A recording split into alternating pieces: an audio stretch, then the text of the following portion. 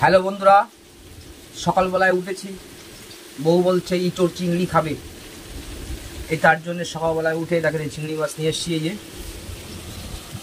মানে এরকম বড় চিংড়ি খুব কম পাওয়া যায় আমাদের এখানে। যাই হোক, নিয়ে আসলাম। এখন আনার পরে দিলাম, বলে চিংড়ি মাছগুলো একটু কেটে দাও। কি করবো, দিতে হবে। আমরা এই কাটতে বসেছি।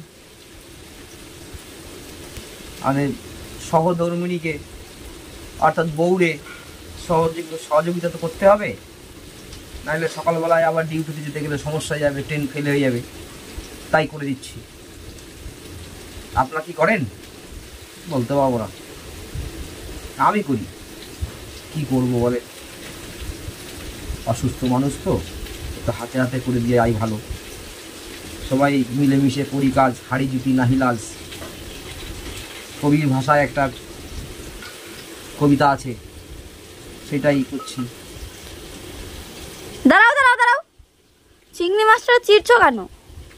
চিরছি কেন? হ্যাঁ, চিরছি এই কারণের জন্যে, এইটা এই যে ভেতরে একটা কালো দাগ আছে, কালো শিরা আছে, এই শিরাটা তুলে ফেলতে হয়। এই শিরাটা খেলে স্বাস্থ্যের পক্ষে খুব ক্ষতিকর। বৈজ্ঞানিকরা বলছে যে এই শিরাটা নাকি ভবিষ্যতে ক্যান্সারের রূপ নিতে পারে।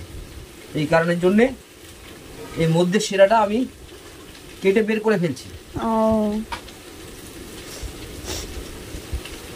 যাই হোক বন্ধুরা, এই মাছ কাটা হচ্ছে আস্তে আস্তে।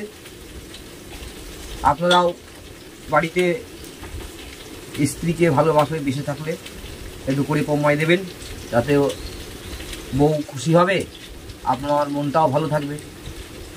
তাহলে রাখি, তাহলে ইঁচড় চিংড়ি খাওয়ার জন্য নিমন্ত্রণ করলাম, সবাই চলে আসুন। টাটা।